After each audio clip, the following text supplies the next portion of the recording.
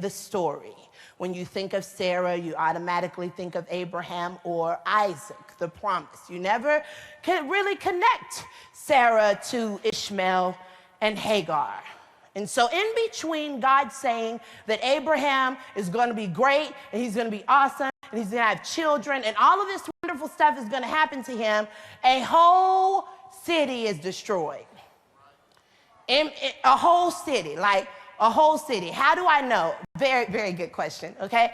And so I'm sitting and I'm reading the story of Sodom and Gomorrah, filled with sin, filled with faithless people who do not believe that God is the Most High God. And so Abraham is talking to God, and he is like straight up negotiating. Now, what is cool to me is that in the biblical days, people had so much access to God. They could talk to him, they build their altar, they sit and they have a conversation. This is the Lord that they're having a conversation with. So the Lord comes to him and he tells him, I'm going to destroy Sodom and Gomorrah. I'm tired of them. They won't get it together, so I'm going to destroy them. Abraham's response is, well, if you see 50, if you just see 50 people, will you surely just save those 50 people and not destroy the whole city? And the Lord is like, well, yeah, if I find 50, I won't destroy it at all. And I thought to myself, he sounds real confident that they ain't gonna find 50 people. And I think Abraham realized that as well. So he was like, okay, wait. Okay, what if it's just 40 people? And the Lord was like, well, okay, if it's 40 people, I won't destroy.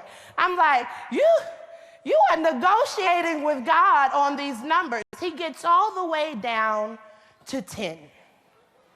And the Lord says, I will not destroy if I find 10 people. And you all know, and maybe you don't, Sodom and Gomorrah was destroyed, but God saved Lot and his family, all the people who did not look back. Why didn't he save Lot's wife? I thought to myself, like, he could have gave her a warning. He could have told her, like, don't look back again. You really on a quick edge right now. Don't look back again, okay? It's getting real salty in your life right now. But as soon as she looks back, without hesitance, without doubt, boom, she's a pillar of salt. Now, why is that interesting to me? Her husband did not look back. And when he got to his destination, he didn't mourn.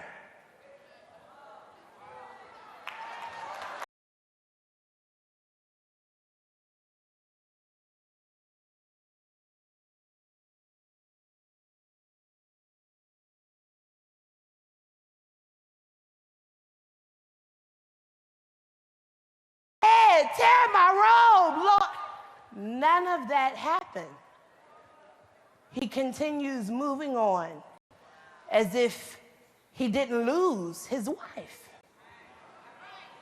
I tried to figure out why he didn't save her, and I find that if you allow what's behind you to become more important than the promise that God has ahead of you, then you will allow yourself to be destroyed before you get to your destination. It wasn't that she wasn't a good woman. It wasn't that she wasn't worthy of saving. He already saved her. It was her disobedience to the messenger of God that put her in a salty situation. So we have to understand the risk that happens when we look back. The risk that happens when we want to become consumed by the things that God is trying to destroy. Why was it hard for her to leave and go forward? Well, what is the problem? Why would you want to look back at something that you know is being destroyed? It will not come back.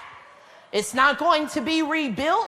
And everything that God has promised you, I mean her, is better than what's behind you. And so we're walking through, and Lot is saved, he got his kids, and he's not mourning. But that's not what I came here to talk to you all about. Just giving you a little history of what's happening in between Abraham being told he's going to have an offspring and the destruction that happened in between that. And so in the middle of Abraham receiving this information, this knowledge, in the middle of this, Hagar comes along, and she is a slave. So she has to yield and submit to whatever her mistress or master tell her to do. She cannot say no. But Abraham could. So Sarah is like really depressed. She's sad. She hasn't had a child yet. It's been years.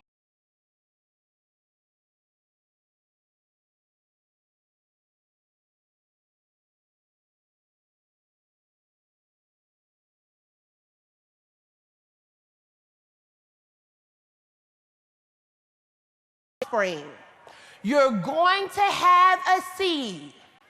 When we go to the next chapter, Sarah is like, I'm not having a baby. Go ahead and sleep with Hagar.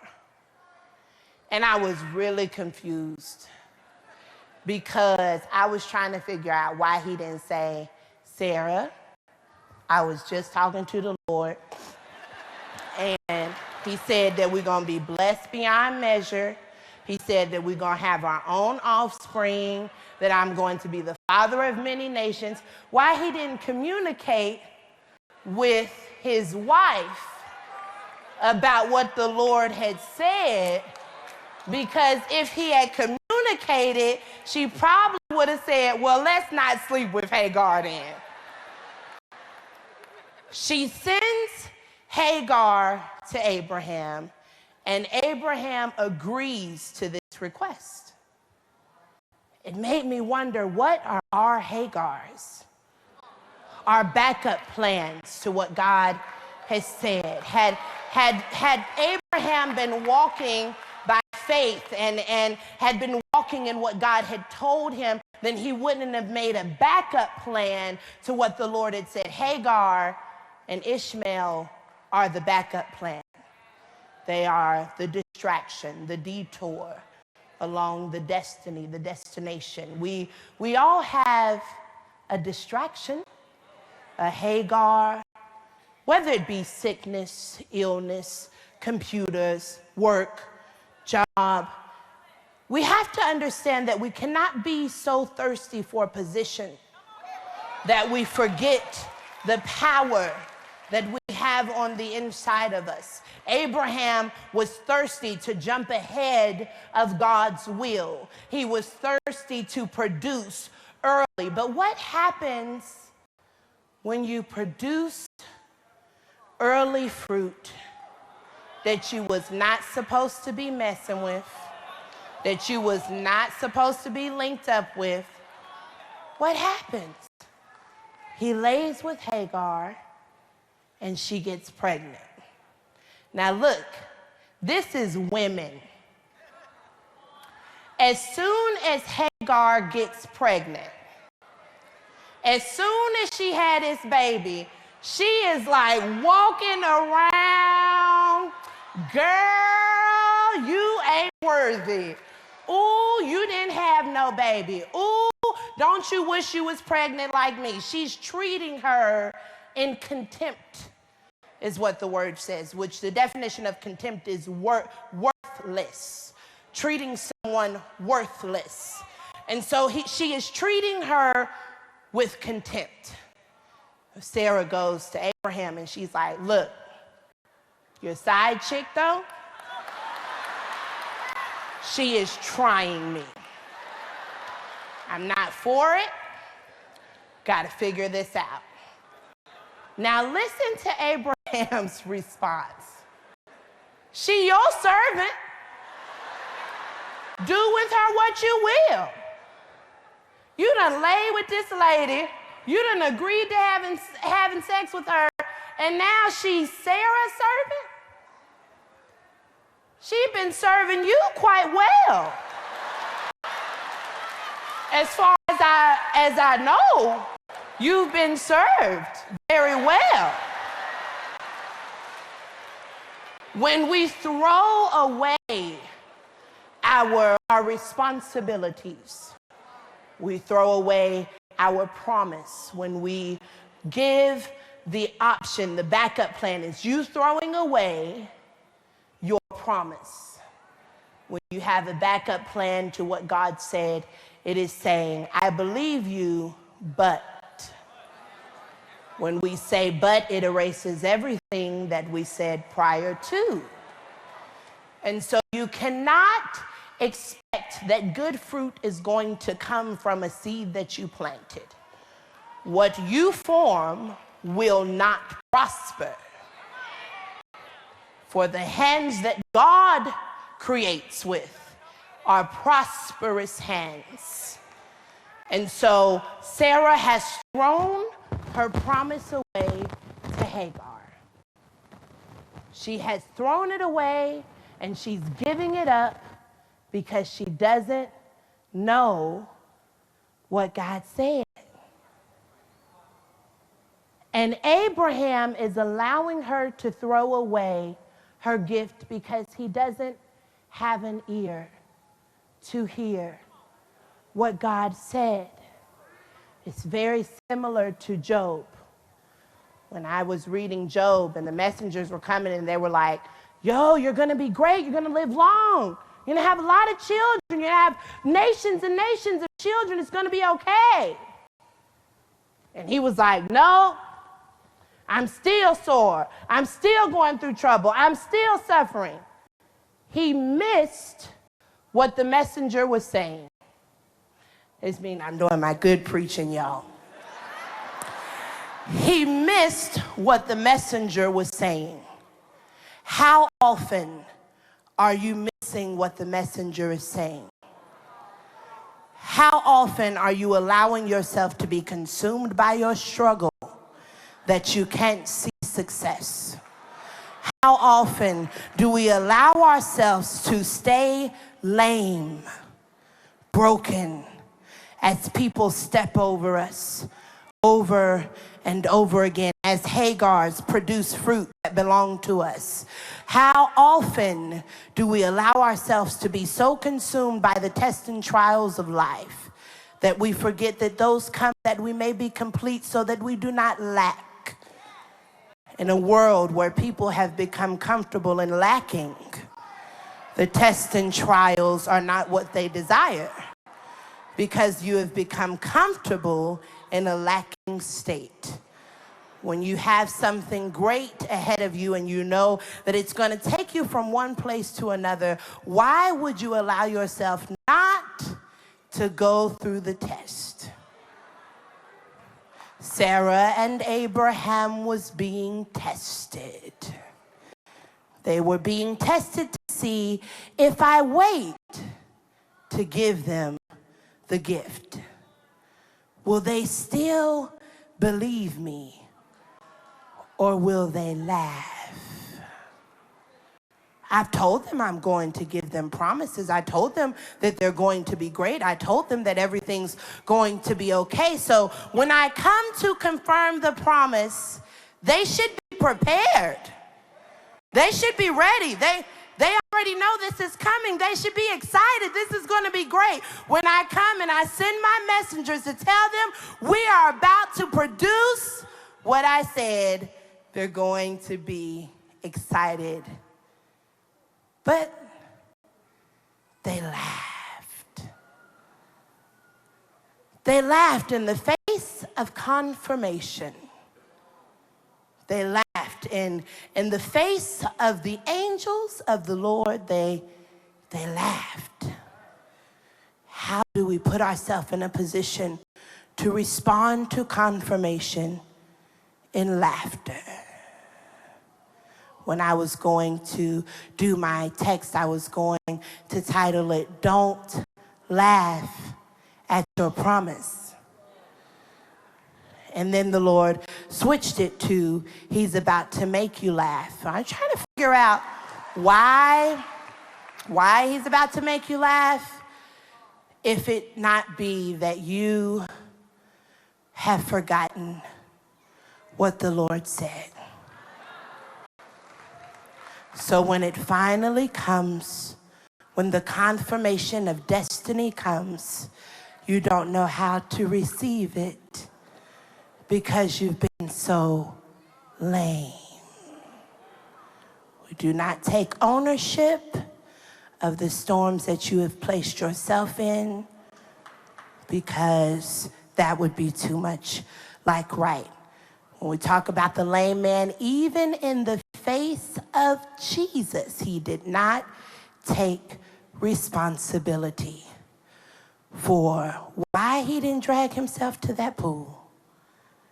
Jesus came to him, he said, what's going on? Do you want to be well? Do you see how close the pool is? What's happening? What's going on? He responds and says, nobody will take me to the pool. Nobody will drag me to the water. I can't find any help. The lights are off. My bills are due. I don't have a job. I don't have a car. I don't know what I'm going to do. I have no children. Woe is me. How long are you going to be there?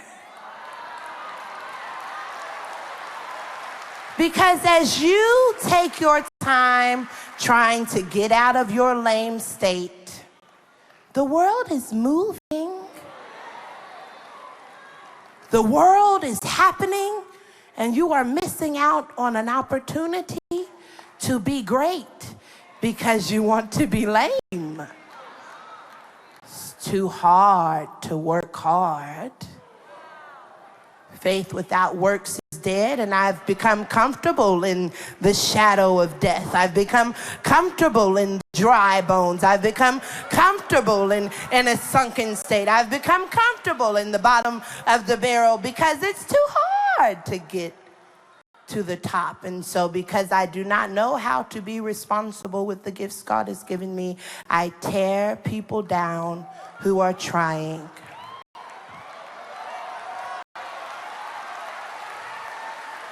Because I am so upset that I have spent so much time whining and crying. When I see success, when I see someone making it, I condemn.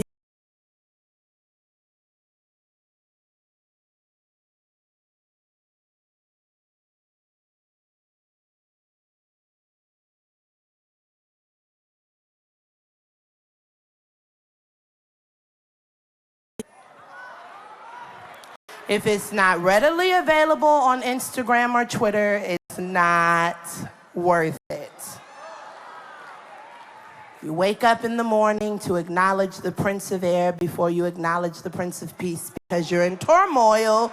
So how can he be the Prince of Peace when you're in turmoil and you're in a storm? So we give credit to the enemy and try to get him to build castles, but credit to the enemy does not build castles.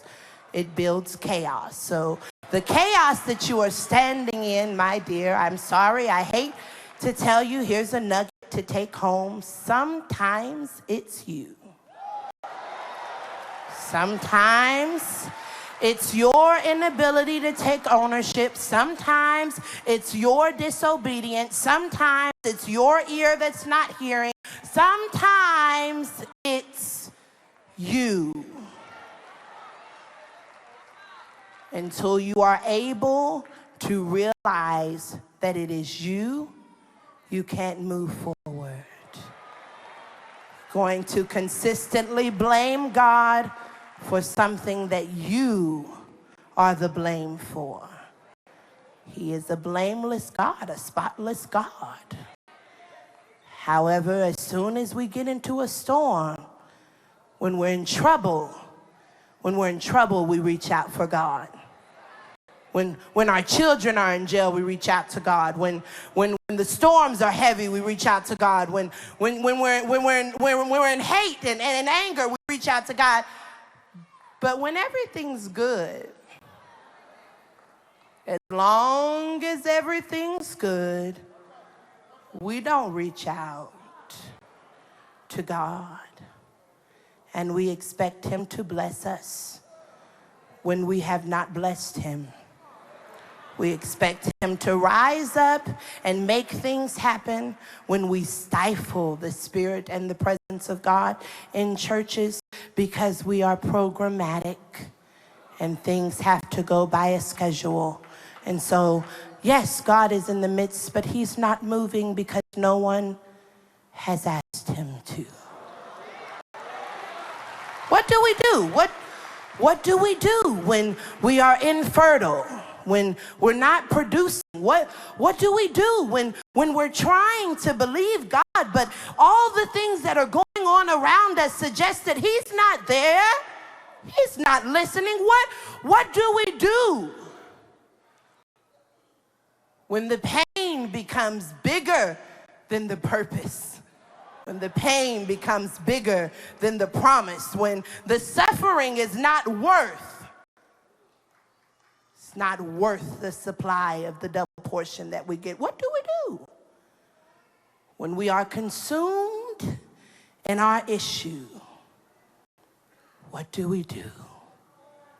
Well, Job worshiped. Let's see. Hannah prayed.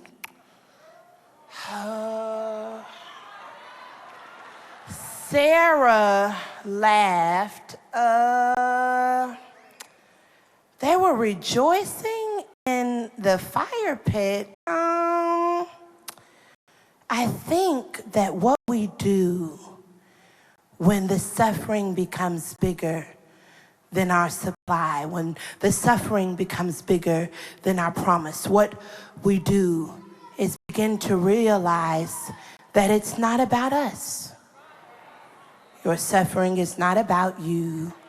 Your suffering is something that you prayed for. Why? How do I know that? You ask God to build your faith and strengthen you, and he's going to test it. You can't get it without testing. I wish there was a way. I really do, because I am a little tired of being tested as well. However, there's no way to get to endurance. There's no way to get to not lacking. There's no way to get to your promise if you are not willing to go through the test and the trial. There's no way to do it. So here's the thing. You can sit and you can complain, and that's cool. That's fine. But you have to understand that you cannot be angry at those who have decided to move in their suffering. You cannot be angry at those who gave God a yes while you sit in your no. You cannot condemn those who are trying because you won't. You can't. You have not been given the privilege to do so. So you have to shift who you are. You have to shift your perspective. You have to shift your story. Ooh, Dad, this is going to be good. So the Bible says that if you believe you have received, then you shall have it. What's the last thing you received? Because this works both ways. If you believe you have received the report of the doctor, then you shall have it. If you believe that you have received what the enemy is planting, then you shall have it. We go into the doctor's office, the doctor says, you have cancer. And you take that paperwork and you say, okay, and you walk out. And now you got cancer, and you're fighting, and you're sick, and you're tired. You received it. When the last time you told your doctor, I don't receive that? I don't receive that. I know your test. I know your test. I get it. I get it. But stripes that happen way before this test says that you a lie. That's what it said in the book. I'm not calling you a liar. I'm just saying that in the book, it says that no weapon formed against me is going to be able to prosper. And this happened way before cancer, way before diabetes, way before infertility. God already declared great and mighty works are going to be complete in me, so I don't receive that. A lot of times you are suffering because of what you received. A lot of times you are down and out because you had your hand open for something that you weren't supposed to catch. Sometimes the test is trying to see what quality you have. Wisdom, the definition of wisdom is the quality of experience. How do you expect to be wise without experience? You ask God for wisdom, He's going to give you the quality of experience. What kind of quality are you operating in? Poor quality, good quality, fair quality. What kind of quality are you operating in? What experience are you willing to go through? Because here's the thing, guys, here's the thing. Nobody wants to hear from anyone that didn't go through anything. It's true. You may have wonderful things to say. You may have a full monologue you got written out. It may be great. You probably studied yourself approved. But if you have not gone through anything, you can't help me. You can't help me because I'm in a tough spot right now. It's a mountain ahead of me. The storm is raging. The boat is shaking. I'm not sure if I'm going to make it. So I don't need you to come and tell me all is going to be well if you ain't never went through nothing. So if you want to have a story, you want to be on the platform, you want to preach like Bishop, you want to sing like the praise team, you want to do all of these wonderful things in the lights and the glam and the platform, what do you think God is going to build your platform with? What? You think this is fun? You think this is fun on the stage? These lights are hot. Okay? I feel like my collar is choking me. It's dangerous up here. It is. It's dangerous up here. And you want it because you don't understand the process. You want it because you don't understand the suffering. You want it because you don't understand what God did to bring this about. You want it because you didn't see Bishop painting walls and making chicken dinners. You didn't see First Lady on ladders and doing WIC and food stamps. You didn't see that.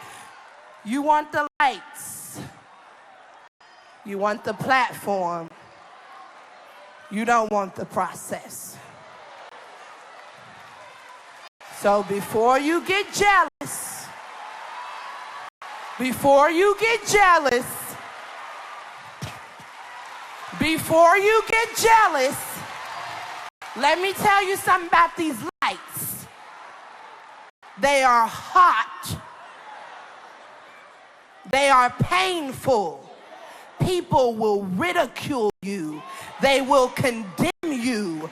They will curse you. They will say you are wrong. They will question your judgment, your doctrine. You will not be able to have many that say you're great. But if you want it, I don't want to deter them from the stage, Eddie. I don't want to do that.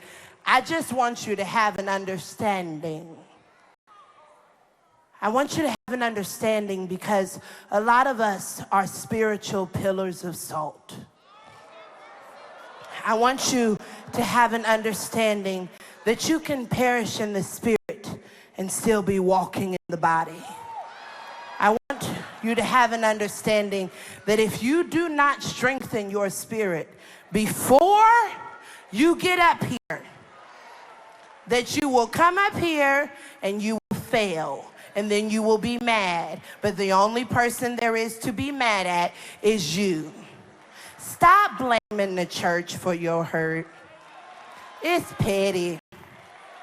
It's petty and it's immature. The church did not hurt you.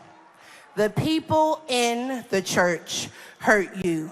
A lot of the people in the church were just simply holding you accountable, and you don't like being held accountable. And so now you're upset and you're mad and you're going to another church so that you can do what you want to do instead of being in the church under a good covering because you want to be able to do what you want to do. Everybody needs ministry. But the minute the pastor tells you something you don't like, I'm out of here. No, I can find another church. It's too big anyway. How big do you think heaven is going to be? You in your little storefront mentality, and that's why you can't grow. Because you're not willing to look bigger than yourself. You're not willing to look beyond yourself. You're not willing to grasp exceedingly and abundantly. You don't want the work. You want the title. You want the privilege. You want the prosperity. You want the suit. You want the car. But with that comes specific responsibility. With that comes specific accountability. So if you do not want anyone to hold you accountable, don't get on the stage. It is important that you understand what you're asking for will never be given, because God is going to do exceedingly and abundantly above anything you could ever ask or think. And so if you're asking for something big already, you must expect that you're going to get bigger than that. And again, it comes with specific responsibility and specific accountability that some of you are not ready for. I was reading about David and Goliath, and the Lord said, they're not even in front of their Goliath yet, and they're breaking. He hasn't even brought you to your Goliath. You're still being conditioned with the lions and the bears and the sheep. You ain't even made it to Goliath yet, and you're already breaking. You can't handle the suffering you're going through now, and it's conditioning. What you gonna do when you get in front of Goliath? What are you going to do if you don't smooth your stone? What are you going to do if you don't learn how to fight the lion and the bear? David went to the king and he said, this is going to be just like fighting the lion and the bear. What would have happened had he never fought a lion and a bear?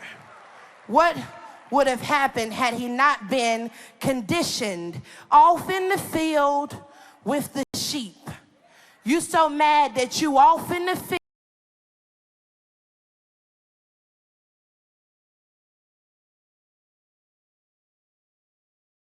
appointed.